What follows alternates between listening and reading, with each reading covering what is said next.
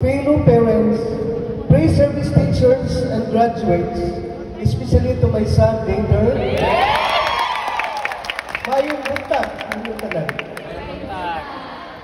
As a parent, standing here today, witnessing this momentous occasion of our children's graduation, I am filled with immense pride and joy. The journey that has led us to this point has been one of dedication, perseverance, and commitment. From the late night study session to the early morning classes, our children have shown remarkable resilience and determination in the pursuit of their dreams. They have sacrificed so much to be here today, and our efforts have not gone unnoticed.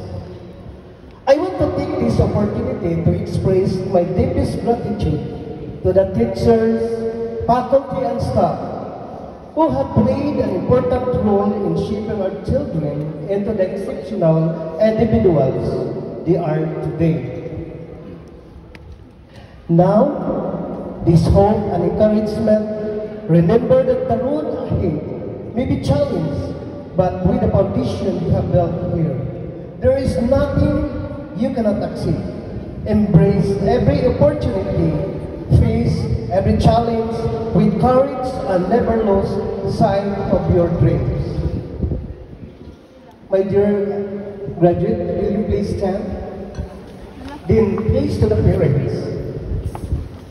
And say right after me, thank you, Papa. Thank you, Mama. Thank you, Ma. Thank you, teachers. Thank you, teachers. Thank you, Bohol Wisdom School. Thank you, Bohol Wisdom School. Thank you, God. Thank you, God. I'm very happy today. I'm very happy today. Congratulations and this again.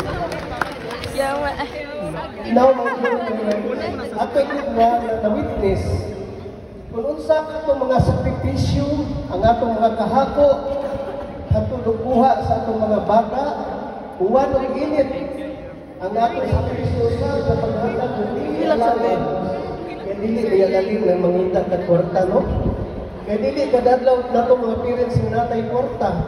But beside that, ato yung gihatagan na mag-provide na itong mga anak sa ilang dili activities. Gani mag-uol ng magabian ang atong mga anak, kung saan ang atong mga anak. Tungod kay atong i-confer, the youth of today and the youth of today are more troublesome than the youth of yesterday. Kung kaya atong nakita karon ang atong mga youth karon, usahay gani dili na masugo kay gatanyang tuon. Kita sa una magtuon na, ba't mo magkas ginikanan kay suguon, patag kapagitong asin, tuwa kay daghang trabaho, sila, focus lang yun sila sa ilang pagtuon. Kita sa una kay mag-zero ta, mag-uon, man na. Ang atong mga anak rin di man mag-uon, mag-zero. Dili lang sila niya, natin mga anak na dili mag-uon o mag-zero. Then sa atong school, po lahi na po. Kay sa una, padadong matag-bungay, kay pa, apilong ba yung tag-bungay-bungay, anong mga isabutan, mga garden, karon lahi na, di na sila padadong o bungay. Nga naman, kung kay mga isog ng mga kabataan karon dyan manigbas. Kita sa una kay sa maghait kung atong bungay, dili man ta manigbas kay mahadlok man tao magkasa. Kay magkasa ka sa una, ang atong mga ginikanan kita mahinuoy kabungkong. Kung kay kanuha, kita sa asunta kay bisag nagtusunta makadagod-dagod ning atong mga paa, dili man ta mahimatyon, dili tayo malipog. Ang mga bata karon kami mong natusun imong nasupagan gani wa na mahimantay naman usahay po mag-imon og mulayas ulikog nana lahi na karon. So mao na more troublesome gyud ang atong mga bata karon. Ang ilang demand kanunay na itong gihatag adlaw-adlaw. Kita sa una kay di matatagaan sa atong mga ginikanan ug mga unsay atong i-demand. Bisan sa schools, no, ang atong mga teacher naghatag yun sila og moral values para sa atong mga bata. Kaya kita pag sa una, madlukod mo kay mga teacher. Karon ang atong mga anak, murag di kayo madlok sa mga teacher, no? Murag, I do not know sa wisdom, kay lamig man ang foundation and training and strategy or the method of teaching sa atong wisdom. No? Kaya Hindi ko siya ang gusto ng eskwela. Kundi, ang nga gusto is tourism. Nga nagkaibuman ko nga pandemic, kinimit ang pandemic, ang tourism, hukmo, magyod. Di man pareha sa teacher nga, na nakasuot na ka, hanggang sa ito na agyapon ka. Kung tourism ka, luya kayo. Kung I'm very thankful to my son, because of the people I love you na. Dinipod sa wisdom, ako na-discover ang iyang talento. Balik ka saan? They are living alone. Nabinat din natin kanang cellphone. Musukot na nag-ato na sa kwarto nila, magawas-gawas.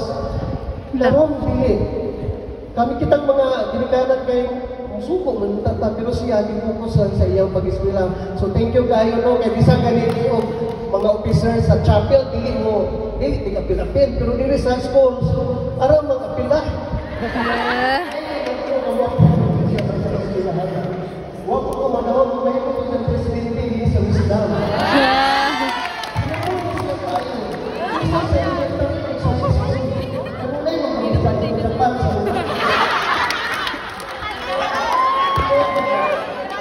Hindi siya gusto ko ng daghang crowded ba? Ingon ani magkusapan siya bisan sa pulhay. Kanunay ko tawagon sa principal kay imong anak iya gitabang. Kanunay gidagatan sa imo sa probinsya sa kapital. So pagpasalamat ko sa wisdom kay sa Joaquin. Di mo no. So thank you. So dagdag ka sa wisdom school. Kaya pala ka. I have no doubt that you will go on to accomplish great things, to make a positive mark on the world. Congratulations, and may your future be filled with endless possibilities and boundless success. Salamat inyong tanan, ang my dear father. My dear Daghan father. kayong salamat, Sir Ronaldo. Ay na, Sir. Daghan kayong salamat. Kami sa buhong